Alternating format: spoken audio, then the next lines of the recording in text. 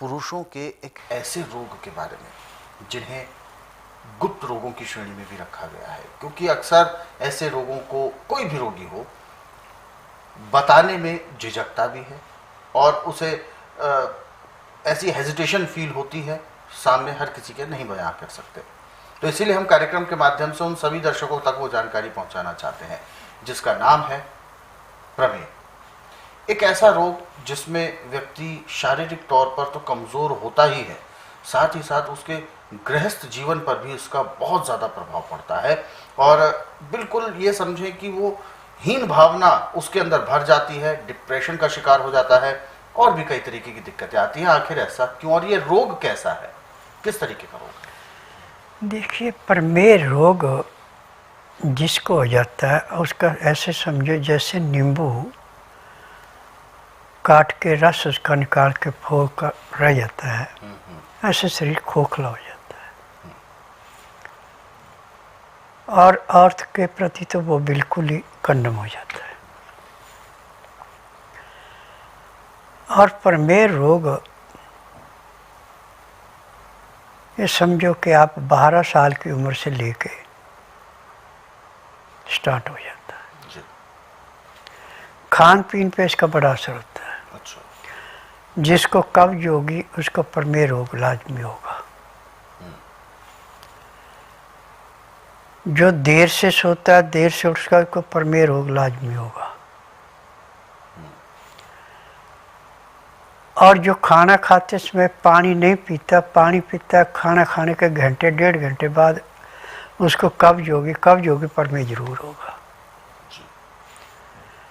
एक कारण, कई कारण है प्रमेह होने के, परंतु इसके ऐसे तो उपचार हमारे पास लाखों हैं, परंतु उपचार वही करना चाहिए जिसमें ज़्यादा खर्चा ना आए, वो जो आसानी से घर में हो जाए। तो प्रमेह को समाप्त करने के लिए गाय के दूध का दही खट्टा ना हो 250 ग्राम, और उसके अंदर 100 ग्राम आपने देसी आम का रस डालना, मीठे वाला, खट्टा नहीं, और 7 छोटी इलायची के बीजों को पीस में उसके मिलाना है।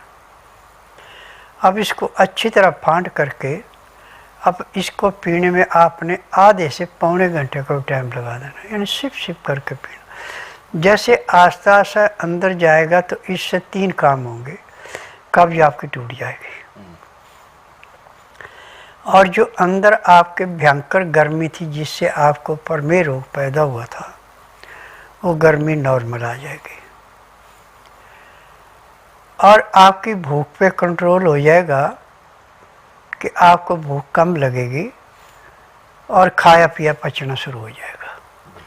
ये 3 काम करने से फिर मेहनत आप दिन में खूब कीजिए, पसीना खूब आए।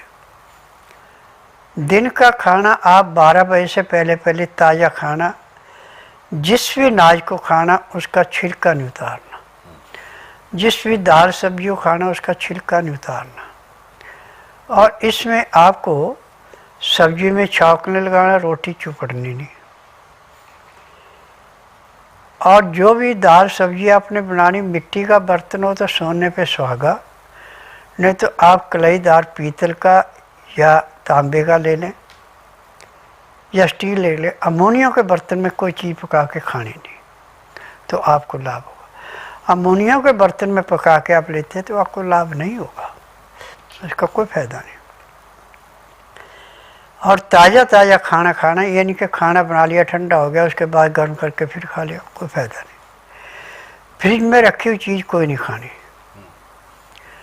पानी जब भी पीना तो 15 से 18 डिग्री के अंदर का पीना है। गिलास पीने में भी 15 मिनट लगा देने। और खाना खाते समय जो आपने पानी पीना उसमें लहसुन प्याज अदरक का रस डाल के पीना है। शीशे के 2 गिलास भर के पानी रख ले, पहले उबाल करके जब उसका टेम्परेचर 15 से 18 डिग्री आ जाए तो उसमें एक चम्मच ताज़ा प्याज का रस निकाल के डाल दें। कि प्याज का रस निकाल लिया और रखा रहा, फिर डालते हैं तो उसका जो अंदर की ताकत थी वो तो भाप उड़ गई अब वो कचरा रहेगा, वो भी लाभ कुछ नहीं करेगा। और ढक के रखना ही, खुला नहीं रखना। अब जो आपका खाना तैयार हो गया तो रोटी थाली में डाल के और सब्जी ऊपर से डाल के 10 मिनट तक उसको रचने दें। फिर उसको अच्छी तरह मसलें, मसल करके सूप की भांति पीने को हो जाए तो बहुत ही बढ़िया, नहीं तो ग्राहियाँ भी खा सकते हैं। 2-4 ग्राही खाना खाया, फिर 2 घुट पानी पिया, फिर 2-4 ग्राही खाना खाया, 2 घुट पानी पिया। पानी पीने में, खाना खाने में यदि आप 1 घंटा लगा देते हैं तो आपका खाना बड़ी जल्दी पचेगा। खाना खाने के बाद दातन कूड़ा करके 5 मिनट के लिए वज्रासन बैठ जाएं। फिर 5 मिनट बाद आप 20 मिनट तक थोड़ी सी सैर कर लें। फिर आधे घंटे के लिए आप सब आसन लेट जाएं। 5 मिनट के लिए फिर बाईं साइड करवट लें। फिर 3 मिनट के लिए दाईं साइड करवट लें। फिर सब आसन लेट करके बाईं साइड को करवट लेके आप उठें। आपके शरीर में इतना हल्कापन आएगा जैसे आप 8 घंटे की कंप्लीट नींद पूरी करके उठे।